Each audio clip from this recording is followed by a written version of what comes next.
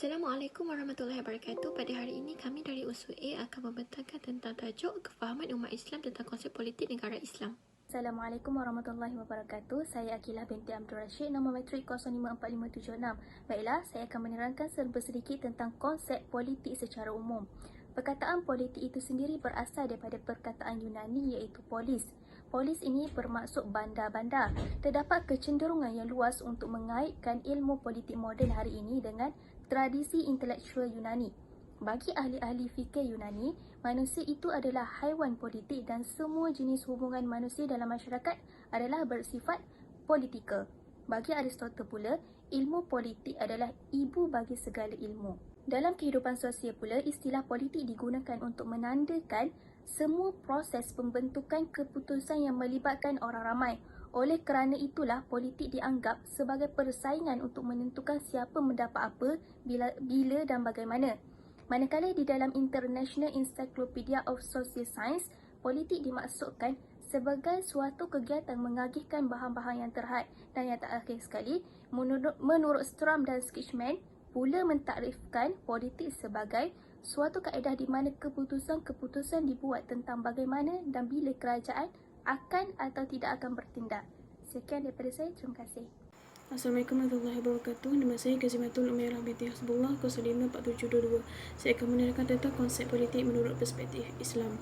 Politik secara asasnya bermaksud urus takbir. Ia merupakan tanggungjawab manusia dalam bekerjasama untuk mentadbir negara. Manakala dalam bahasa Arab ia disebut sebagai siasah. Perkataan ini digunakan oleh Rasulullah SAW dalam hadis daripada Abu Hurairah bahawa Rasulullah SAW bersabda yang bermaksud adalah Bani Israel, mereka dipimpin urusannya oleh para Nabi. Ketika seseorang Nabi wafat, Nabi lain datang menggantinya. Tidak ada Nabi setelahku, namun akan ada ramai para khalifah. Perkataan siasah ini dirujuk sebagai Rasul yang menjadi pemimpin dalam kaum mereka, itu Bani Israel. Dalam hadis ini menunjukkan bahawa siasah itu adalah satu urus takbir urusan mereka yang di bawah pimpinannya. Pimpinannya yang dengan benar dengan tujuan membawa kemaslahatan dan keamanan dalam kehidupan. Dalam firman Allah SWT dari surah Al-Baqarah ayat 30 bermaksud, dan ingatlah ketika Tuhan berfirman kepada malaikat, sesungguhnya aku hendak menjadikan khalifah di bumi. Ayat ini merupakan dalil tentang politik. Antara ulama yang mendefinisikan makna khalifah adalah Syekh Abbas Ali An-Nadawi. Beliau menyatakan bahawa khalifah ini bertujuan untuk mendirikan atau menjaga agama dan menerus agama dengan panduan agama yang benar. Antara sifat politik dalam Islam yang boleh menjadi panduan kepada manusia adalah politik yang berpandukan pada Al-Quran dan As-Sunnah, kerana kedua-duanya adalah merupakan sebuah penting dalam agama Islam dan kandungan kedua-dua sumber ini melengkapi satu sama lain dalam sistem kehidupan manusia. Selain itu, pertimbangan maslahat dan mudarat haruslah berdasarkan pada syarak dan bukan nafsu. Dengan itu, keputusan yang tepat dapat dibuat dan tidak bermasalah kepada mana-mana pihak. Dan seterusnya, kejayaan di dunia akhirat dapat dicapai dengan mendaulatkan dan menegakkan syariat sebagai punca kuasa. Dalam Al-Quran banyak disebutkan istilah yang membawa kepada makna politik, antaranya khilafah, hizb, syura dan lain-lain lagi. Manakala istilah yang digunakan oleh sains politik Islam ialah siasah. Islam tidak memisahkan tentang keduniaan dan keagamaan dengan politik. Bahkan politik ini adalah sebagai jalan yang boleh dicapai dalam meningkatkan martabat agama. Menurut Ibn Taymiyah, kuasa dan harta dalam politik adalah dengan bertujuan mendekatkan diri kepada Allah SWT yang dikenali sebagai fisabilillah. Maka politik ini adalah untuk menjamin kemaslahatan agama dan dunia. Ada ahli fahmat seperti Al-Farabi dan Ibn Khaldun juga ada menyatakan pendapat mereka tentang politik ini. Jelaslah bahawa politik ini mempunyai tempat yang istimewa dalam Islam. Assalamualaikum warahmatullahi wabarakatuh. Nama saya Nurul Ain Syahira binti Samsuri, nombor matrik 054872. Baiklah, seterusnya kita pergi kepada asas-asas sistem politik Islam. Baiklah, asas-asas sistem politik Islam ni dia terbagi kepada 3. Yang pertama adalah hakimiyah ilahiyah. Hakimiyah ilahiyah ni merupakan kuasa tertinggi adalah hak mutlak Allah, yang mana pemberian kuasa pengadilan atau kedaulatan hukum dalam sistem politik Islam hanyalah hak mutlak Allah. Maknanya Allah saja yang boleh mengeluarkan segala hukum. Tidak ada sesiapa yang berhak memiliki sesuatu bahagian daripadanya. Yang kedua adalah risalah. Yang kita tahu risalah bermaksud kerasulan, iaitu wahyu yang telah diturunkan oleh Allah kepada para rasul bagi menyampaikan hukum-hukum Allah dan syariat-syariatnya kepada manusia. Bermula dari Nabi Adam AS sehinggalah Nabi Muhammad SAW, kerasulan adalah satu asas penting dalam sistem politik Islam. Jadi manusia ini diperintahkan untuk menerima segala perintah dan larangan Rasulullah SAW yang termaktub dalam Al-Quran dan Sunnah ataupun hadis. Okey, yang ketiga adalah khalifah. Khalifah bermaksud perwakilan, iaitu kita sebagai manusia adalah khalifah. Okey, kedudukan manusia di atas muka bumi ialah sebagai wakil Allah atas kekuasaan yang telah diamanahkan oleh Allah ni. Manusia dikehendaki melaksanakan undang-undang Allah secara menyeluruh serta dalam batas-batas yang ditetapkan. Baiklah, seterusnya kita pergi kepada prinsip-prinsip utama sistem politik Islam. Baiklah, yang pertama adalah asyura. Asyura ni boleh dikatakan sebagai musyawarah atau pemusyawaratan untuk mencapai muafakat. Dalam hal ini, pemerintah akan sama-sama bersama rakyat untuk mencari penyelesaian dalam mencapai keputusan-keputusan politik, segala permasalahan, persoalan dan sebagainya. Baiklah, yang kedua adalah al-adalah, iaitu keadilan. Prinsip keadilan ni meliputi segala jenis perhubungan yang berlaku dalam kehidupan manusia. Kewajipan berlaku adil dan menjauhi perbuatan zalim adalah merupakan di antara asas utama dalam sistem politik Islam.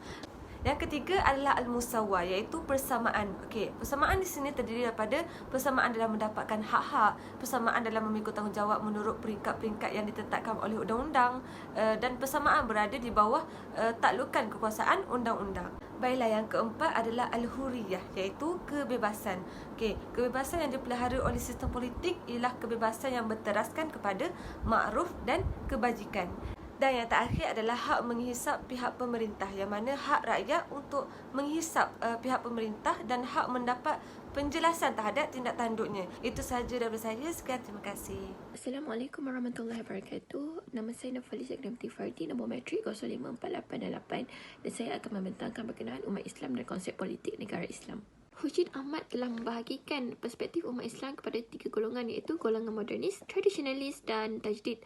Bagi golongan modernis, gagasan ideologi mereka adalah bersifat sekular, positivis dan asing penggunaan akal mereka daripada apa yang difahami dalam Islam. Mereka adalah pemacu kepada sekularisme dan menurut mereka Islam asing dari politik dan sistem khalifah itu tidak terdapat di dalam Al-Quran. Golongan tradisionalis melihat fahaman golongan modernis ini sebagai terlalu primitif dan sangat bertentangan dengan idea sebenar institusi agama. Kemudian golongan tajdid, mereka menerima kemasukan unsur-unsur barat, namun kandungan Islam yang asal masih lagi kekal dalam mesej mereka. Pengalaman politik Islam di negara Islam. Penyebaran agama Islam di Asia bermula sejak abad ke-7 sehingga ke abad 13 yang mana disebarkan oleh saudagar dan para sufi yang datang ke Asia. Terdapat 2 wilayah yang majoritinya adalah penganut agama Islam, iaitu Malaysia dan Brunei. Yang pertama adalah negara Malaysia. Negara Malaysia mengamalkan sistem demokrasi berparlimen, iaitu di bawah pemerintah raja berperlembagaan. Yang kedua, Islam menjadi agama rasmi negara dan sebagai adin. Fungsi utama yang di-Pertuan Agong seperti menjadi pemerintah tertinggi Angkatan Tentera, Ketua Islam dan lain-lain. Yang ketiga, JAKIM melalui Jabatan Kasar Teknikal Undang-Undang Syarak dan Sivil telah banyak membantu menggubal undang-undang Islam. Yang keempat, kesucian akidah umat Islam di Malaysia terpelihara di bawah Perlembagaan Persekutuan, iaitu di bawah Perkara 4 yang melarang sebarang dakwah agama lain kepada umat Islam di Malaysia. Seterusnya adalah Brunei. Brunei mengamalkan sistem presiden, iaitu raja memainkan peranan utama dalam pemerintahan. Yang kedua, Kesultanan Brunei telah mengislamkan wilayah kekuasaannya. Yang ketiga, Sultan adalah khalifah Allah di muka bumi. Sultan Brunei memangku jabatan ketua negara, ketua pemerintahan dan pemimpin agama Islam. Di Brunei, mereka mengamalkan bermazhab Syafi'i. Sultan merupakan pusat kekuasaan negara. Brunei menerapkan nilai-nilai dan syariat Islam dalam segala aspek kehidupan. Sistem keadilan Islam di Brunei adalah menggunakan undang-undang syariah. Seterusnya adalah kesimpulan. Politik tidak boleh diasingkan daripada agama. Sekiranya itu berlaku, maka akan membuka kepada pintu-pintu kebinasaan dan kehancuran masyarakat.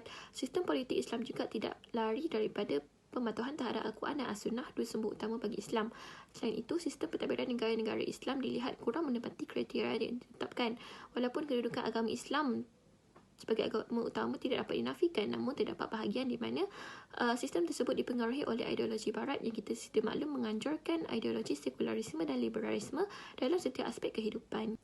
Itu sahaja daripada kumpulan kami. Sekian, terima kasih.